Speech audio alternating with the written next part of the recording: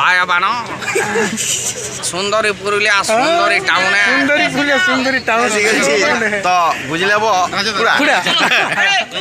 আজকে আমরা বুঝলে এই মুহূর্তে আমরা বার হয়ে গেছি পুরুলিয়া জেলা পুলিশের উদ্যোগে যে আজ ক্রিয়েটর মিটআপে আহ্বান করেছে মিটআপের সেখানের উদ্দেশ্যে আমরা বার হয়ে গেছি।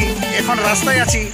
তো আজ এই মুহূর্তে সব জিনিসটাই তুলে ধরার চেষ্টা করব যে কি হয়েছে বা কি হচ্ছে বা কি হবে সব কিছুই। তো তোমরা চেষ্টা যদি পারো তো চেষ্টা করবে অল্প লাগিয়ে থাকার ভিডিওটা সম্পূর্ণ করে দেখবা। আজ এই মুহূর্তে আমরা রাস্তায় বার হয়ে গেছি, আর কিছুক্ষণের মধ্যে আমরা পৌঁছে যাব। ও তো রাচলে ঢাকা দিয়ে আমি রাতে ঘুমাবো রে, কানে কানে ফুসুর ফুসুর কথা বলিব রে, আরে গোরা বদন রজনীগন্ধা ফেলবার তোর বদনে, যেমন মিষ্টি পানে লাল করে খয়ের আর চমনে, মিষ্টি পানে লাল করে খয়ের আর চমনে।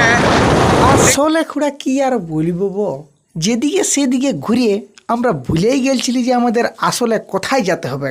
তারপর হঠাৎ করে ষষ্ঠী মায়ে মনে করে দিল যে এই তোদেরকে তো বেলগুমা পুলিশ লাইনে যেতে হবে। তখন আমরা এক ব্যাগ রানিং নিয়ে দিলি আর সজ্জা একেবারে পৌঁছেই দেখছি যে যারা সব চতুর্দিকে পুলিশ বই কি বলবো কিছু বুঝতেই পারছি না। নিয়ে যায় দেখলি যে সহায় অ্যাপের ব্যাপারে খুব সুন্দরভাবে আলোচনা হচ্ছে। পুলিশ আধিকারিকরা বিভিন্ন রকম সমস্যার সমাধান বলে দিচ্ছিল। তারপরেই দেখা হয়ে গেল। বহুদিন পরে আজকে বিশ্বজিৎ সাথে দেখা হলো।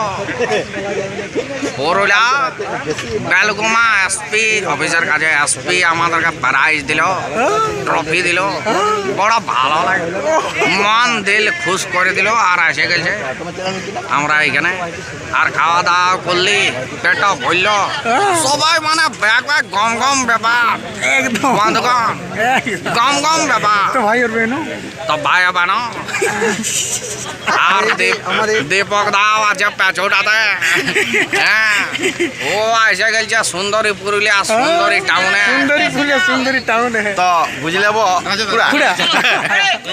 আজকে আমরা তাড়াহুড়া, আমাদের সামনে আছে আমাদের লোকাল পুরুলিয়া আর পিছনে আছে মানে কৈলাস মাহাতো। তো বলা যেতে পারে যে সবাই ডরাচ্ছি এবং সবাই ভাবছি যে পাছে পুলিশ ডেকেছে বা কেস টেস দিবে, আসলে বেশিরভাগ মানুষ এই ডরেই চলে আসতেছে। যদি না যায় তারপর পরে যদি বলে গ্রুপ में ऐड है ये काहे नहीं आया, ठीक है गौर से देखो इस आदमी को। যাই হোক মোটামুটি ভালো লাগলো। খাওয়া দাওয়া বেশ ছিল কি, একদম জামাই আদর পাই গেলি। তারপরেই পুরুলিয়ার সাইকেল ম্যান অক্ষয় ভগত দাস সঙ্গে দেখা হয়ে গেল।